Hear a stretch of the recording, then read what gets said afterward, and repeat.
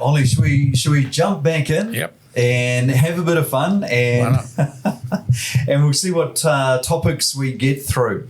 And I think we've done it very smart this time. We're the other side of the OCR announcement. So we're going to get it right this time, 100%. No predictions. They've done what they've done. So what are your thoughts on that latest movement? Well, of course, the increase in interest rates again, and possibly another one up to 3 months from now, only puts the screws more onto people who are paying their mortgages. Yeah.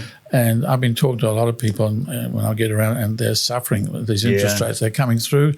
As I told you last time, when you put out an interest rate increase, it takes a little while for it to come through. Now, the very first interest increases are coming through, and people are really feeling it and cutting back. And of course, what happens when you increase interest rates? They look to their bosses for extra wages. Yeah. And they get extra wages. The wages spiral. The boss has to charge more for his stuff, and so it goes. And the same with rental houses. The interest rates go up. The owner of the property turns to the tenant, pay more tenant, please. Tenant pays a bit more. The tenant goes to the boss, gets more wages, and so we go round and round and round. So they're hiding to nowhere. And it's getting so expensive out there. The OCR seems to be, it's the instrument they're using to control inflation. Very blunt. But it's very blunt, and it's hammering away at the homeowner. That's right. Yep. And the landlord. And it's causing quite a bit of damage. What it does is reduce the value of properties, especially in investment properties, because investment properties produce a certain yield or rent. If the costs of holding that property go up, then the return from it goes down. There's only so many dollars to go around. And the public notice, for instance, under public notices, some property companies, I'm thinking of the one Stride, which is a public company, put out its latest numbers, and it lost $112 million because of higher cost interest rates. It lost it off the value of the properties, not in cash. It can still pay a dividend, okay, but it dropped, the whole company dropped by $112 million. That's not chicken feed. It's about as much as you got in your pocket. But it's fed, but they can still pay the dividend. That's good. Yep. But the total value of the properties has gone down. Yeah. And that's right across the country. That's happened and is happening. And you're also getting, I haven't got the numbers on this, but you're also getting the insurance going up on properties, weather related, obviously. Yep. So that's all pretty tough.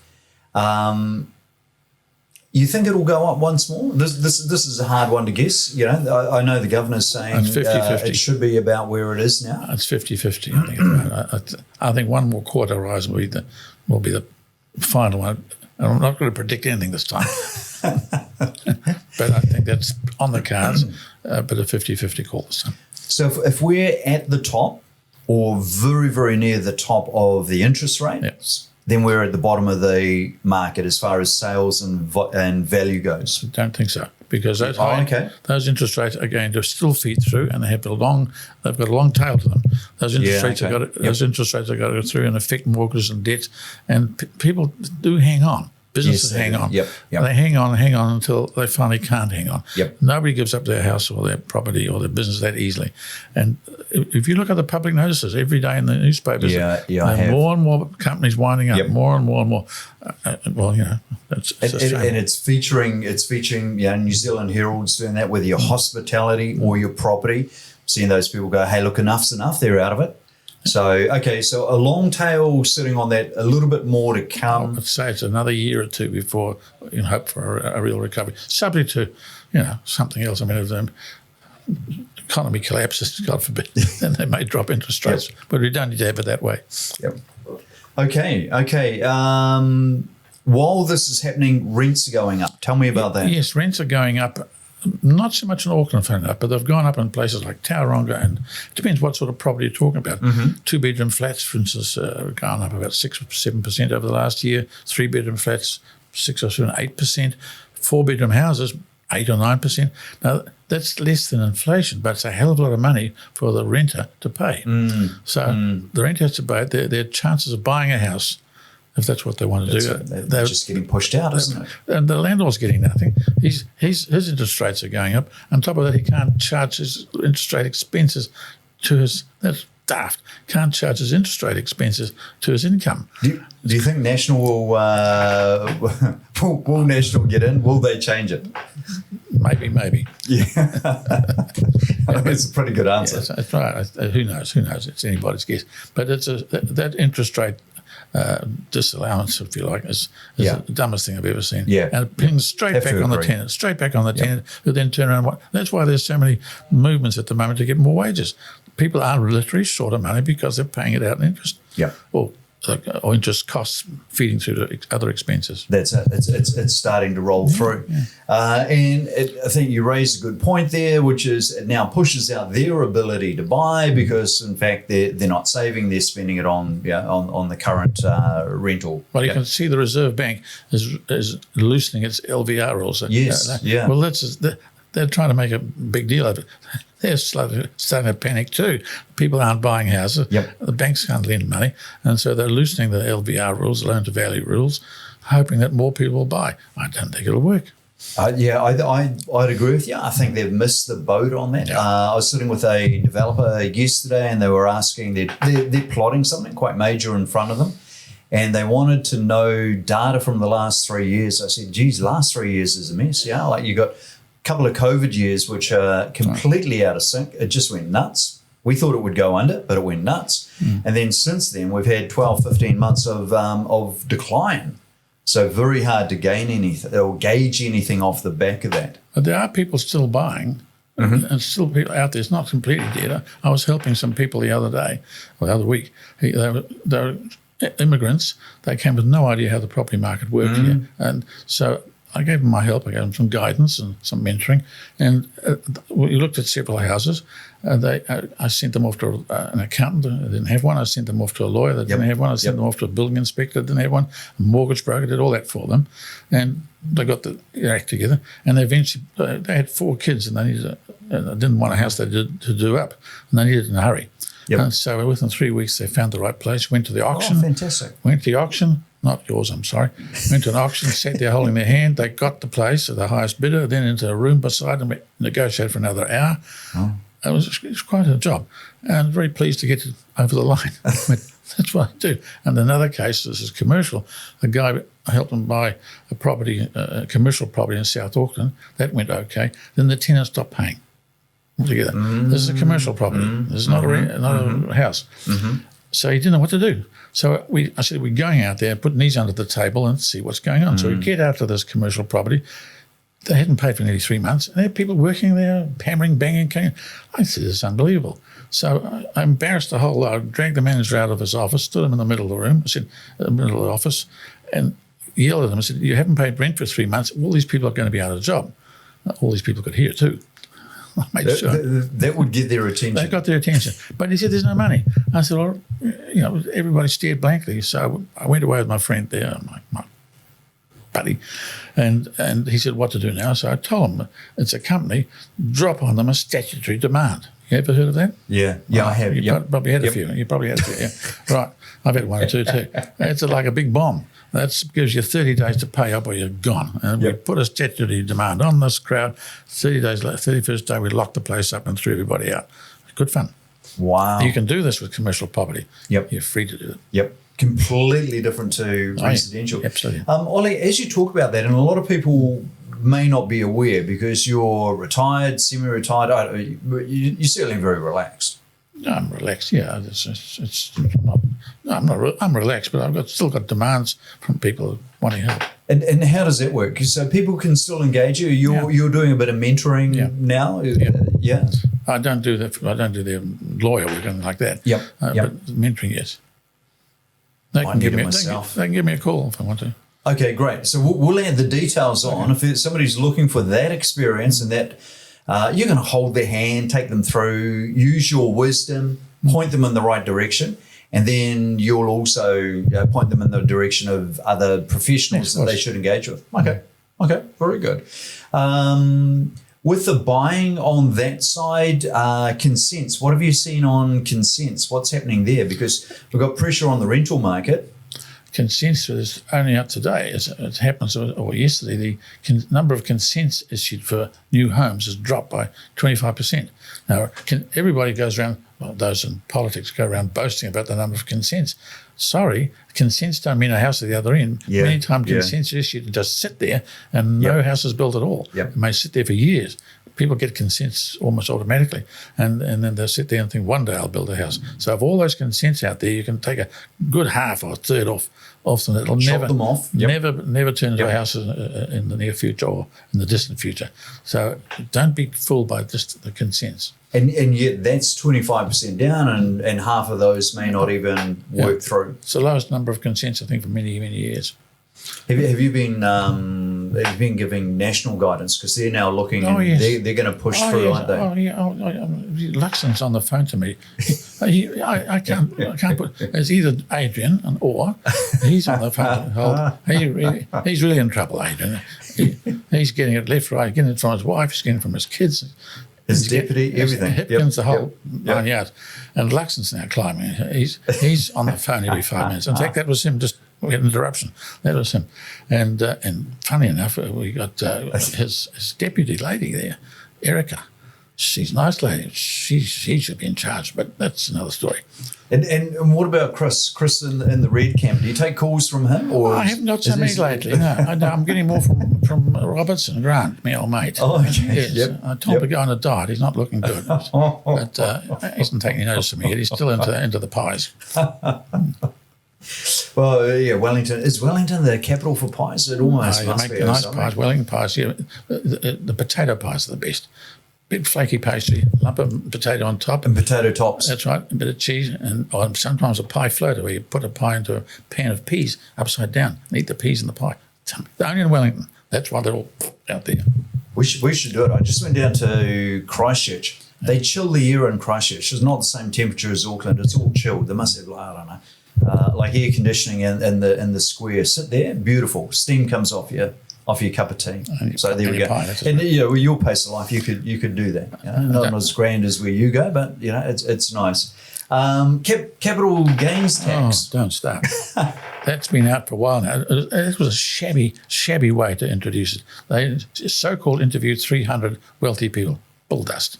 They just did it on the back of an envelope. You know that. Everyone knows that. And then, unbelievable, they got 90 idiots to come out and write a letter or a couple of saying, we want to pay more tax. Would you believe it?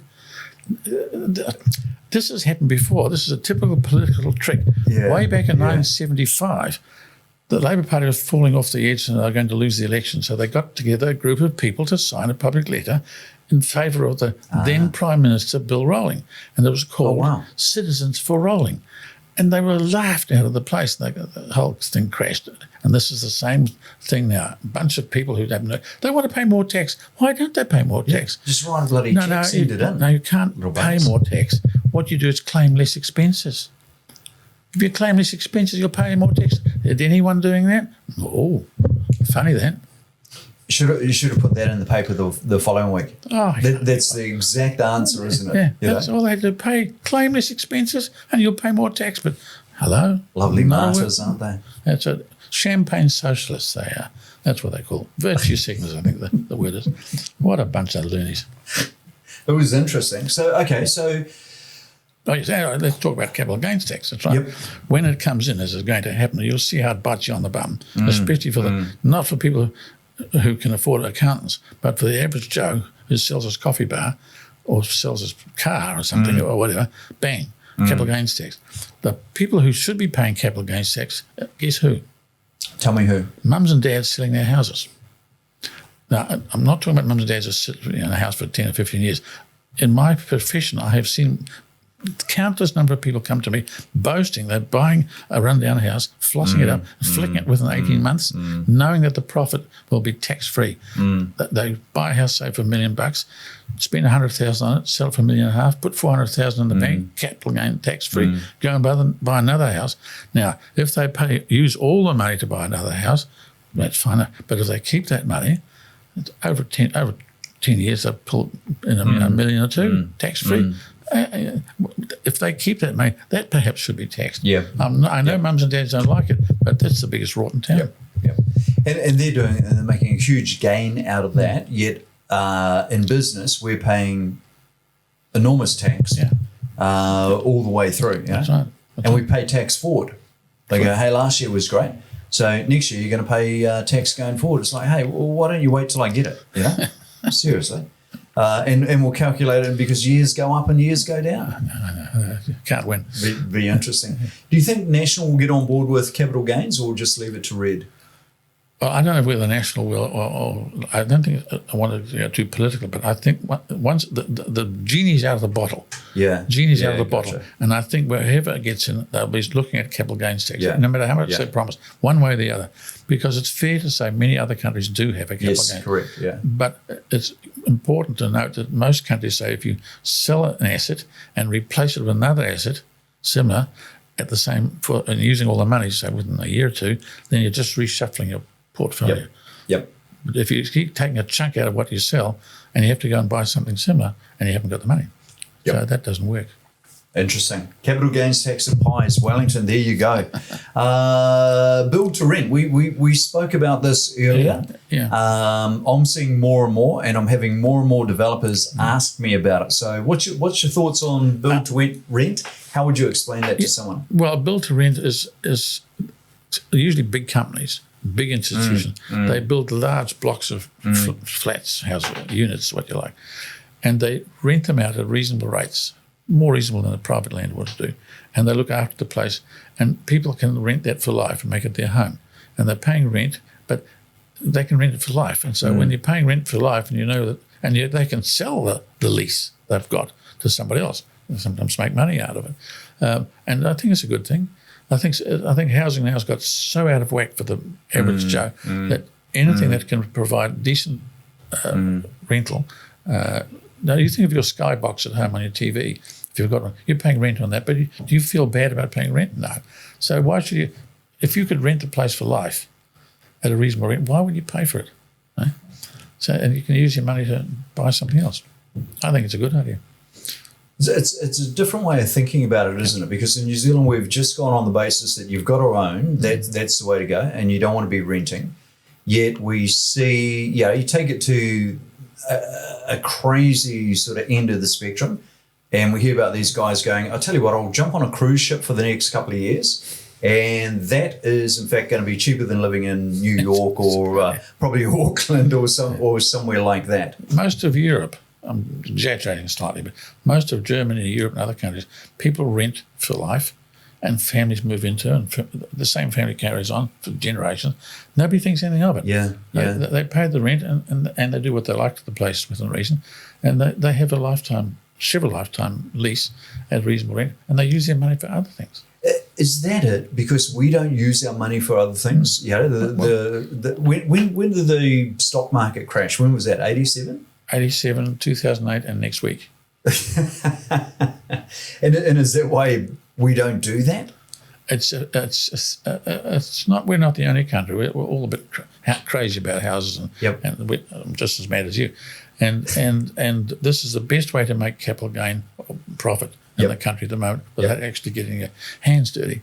That's a fact, and that's the way the system works. Yeah. We're incentivized because it works. Does it have to be a long-term change? I'll give you an example. Smoking, everybody smoked. When I was a kid growing up, my parents were Republicans. Everybody in the pub smoked. I remember when they said there was going to be no smoking in a pub, I was like, how would you ever stop that? You'll send one little copper in there, he'll get a hiding, trying to stop that. But that stopped.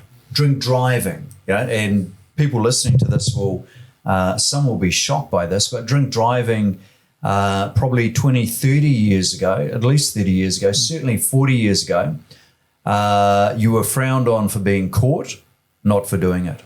Fair to say? Yeah. Today, it's an absolute no-no. Like no one would stand beside you for drink driving. Right. Well, things do change, and we're talking about people's mindset changing to rent for life and don't think about anything else. And this rent to build may be the answer. Yeah. So if it works, it'll be good. Now, moving on, what else do we want to talk about now? I think we should talk, if we've got time, to talk a bit about introduction to commercial property. Yeah, absolutely. Let's do that, because we're going to do a fair bit on commercial. Yeah. Which is great, because I'll just leave your mic running and turn mine off. I know nothing. But give us an introduction to commercial. Well, only a short introduction. Make it very, very simple. because don't want to get too complicated. Commercial property is completely different from residential. Everything you know about residential, out the door. Start again. In broad terms, there's three sorts of commercial property. There's retail shops, there's offices, such as we're in now, and there's factories, you like, manufacturing places where your panel beaters are and so forth. Each one runs differently. Each one is a different type of purchase. The common thread is that they have leases normally. Now, when you drive down the road, look left and right, there's shops everywhere. Do you ever think who owns them? They're owned by people, real people like you or the cameraman here. Real people own them and perhaps getting rent out of them. But they don't make any noise. And the reason that there's no noise is that you're free. When you've got a commercial property, you're free to do what you like with it. You can, you the tenant or you, the landlord, you can raise rents, drop rents, change the terms, goodness knows what. And each one, retail, office and industrial, have different forms of tenants and different wants and needs. Now, a retail shop wants to be where people are walking. That's what they're like.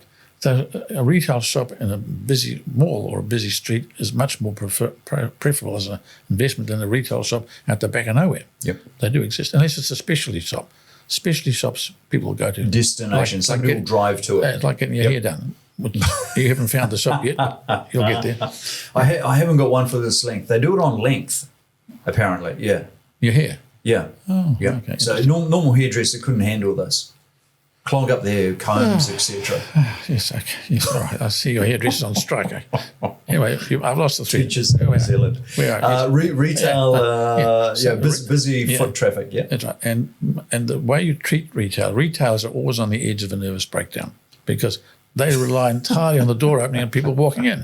And they're always demanding something. Eh? Yep. And it's great because if you own some retail shops, for instance, there's always, every 6 months, there's a crisis. And in that crisis, you can sit there and perhaps get a better rent or better terms in the lease. We'll come back to that later.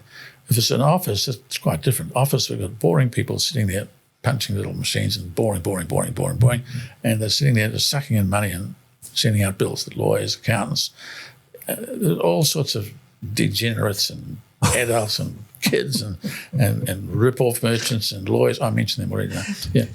And so that's office, and they pay rent as well, but everything moves more slowly. Now, office is not a very good investment, generally speaking, because office has to be usually high class, not like this place. It has to be high class to get a decent rent. Got you there. Okay? And it's not the world's best investment as far as people go. Within reason. Really? Okay, because that was starting to sound more, that was steady compared to your retail. Yeah, a lot of people working from home now. Zoom and all those sort of things came in. A lot of office workers stay home, and people are shrinking out of office space. So it's a hard job. It's up to you. If you get a good office, good luck. Sometimes you get a mixture of office and retail. Yep.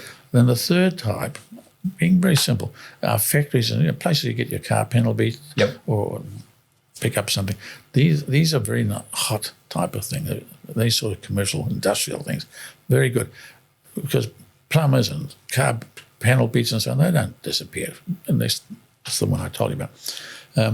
And they stay forever and ever and pay and do things. Now, the whole makes thing, sense, doesn't it? So there's the three, there's more, but let's stick to those. So do you like that end of it, the industrial end? Well, I started off in retail. Yep. And it was fun, but it was hysterical. Because as soon as it rained, the phone went. There's water leaking in the place. I can't help it. It's rain. Rain makes water. Or it's raining outside. There are no clients. Nobody going in the shop. Well, that's not my fault. Yep. That's your problem. Eh? And the light bulb bills and going, well, fix it. It depends what's in the lease. The lease you have with it depends. Either you draw the lease up, or you inherit the lease, whatever property it is. If you inherit the lease, you've got to check the lease very, very carefully. This is a big job, and for another day we'll talk about it. Yep. But it may have changed a lot. And the lease is 90% ignored many times. Yep. And you make things and go do things on the fly. So when these crises happen, water coming in, power off or whatever, and the hysterical retail tenant comes to you, there's your chance to press the button and see if you can tidy the lease up a bit. Maybe get a bit more money, get them to stay on longer. Getting a longer lease is good. Yep. But it doesn't happen with office and factories. But retail is tough going. And when COVID struck, Semi-retailers closed their doors. Yeah. I sold all the retail I had off. Gone. Because I'm not taking that anymore. And retailers also in difficulty. Because so much is online. Which was in the GFC, we had an office in High Street in the city, Auckland City. Yeah. And you could literally see the empty shops and the for lease signs creeping their way up High Street. Well, it's an indictment on the landlord because I've had that before. And if I can't get a tenant within 3-4 weeks, it's just lazy landlords. Wow. They just sit there, put up a for let sign and a for lease sign and go on holiday. That's dumb. I'd rather get $1 a week. Somebody, anything. I'll pay them $1 a week. Just try it out and see. It works. It works. Empty shops, no, not going to happen. So away from that, office space makes sense. Much harder. The whole climate's changed. So industrial, and as you said that, I just thought of a garage, I guess. Yeah, fixes cars on the side of, I think, Stanley Street down in Parnell. Mm-hmm. And you can tell from the sign and driving past it's been there forever. So again, somebody else owns it, and that business just keeps operating in that location. They don't chop around, do they? It could be the guy who in the place owns the building. That's quite common. But most of them are rented. Now you drive down the road and see the shops and the factories. As you drive down, just sort of imagine streams of money going. They've got to make money. Streams of money going in and out of these places. And you go out to Howick and all that area. There's thousands of factories and buildings there. All of them are trying to make a living, and all of them being owned by somebody. So, and of course, you've got the public companies and the non-public companies who own big chunks of commercial property too, where you can get a share. But the problem is commercial property values have dropped. I mentioned that before. And that could be a problem if you've got large mortgages. Because the banks do not lend 90% on commercial property. You're lucky if you get 40%. So that's right, 50% at a push, but 40 to 50 is common. So if the value goes down, you're no longer under 50%. They want some more money back. Oh, so they're in for the top up. Oh yes, oh yes. You know, if it's a house, you won't hear from the bank. It's politically unpalatable to throw people in the street. But if a commercial property drops in value, and they have, I mentioned the one before, then the bank will be putting its hand out and saying you've got to reduce your mortgage. That's not so easy. There we go. Okay, well, I'm looking forward to that. I think, should we do that next time? We'll go straight into commercial. I like that. Commercial, yeah. I like that. Another world. And of course, we'll go back to houses and flats and tenants and all those other. And add that all in. And again, I do appreciate that you'll have capacity, certain capacity, and you're mentoring. And giving guidance to individuals. And through James and the crew, we'll throw that information up so people can contact you direct. Yeah, okay. You might need an agent. Sort of like Hollywood. Do you need an agent to look after you? I'm an agent. I've been doing for umpteen years. Yeah, if I need an agent, I might think about you. Or I can think of other firms. I'll book you and we'll raise your profile and, That's right. give you a wig like this one. No, I get my own mop. Thank you. If I had industrial, I'd come in and they'd say, the bloody landlord's wearing a mop. I think you might not be allowed in. Excellent. Appreciate your time. Right. Thank you. Okay. Appreciate you tuning in. Thank you. And hope the information was valuable. We'll see you next time when we'll get into commercial.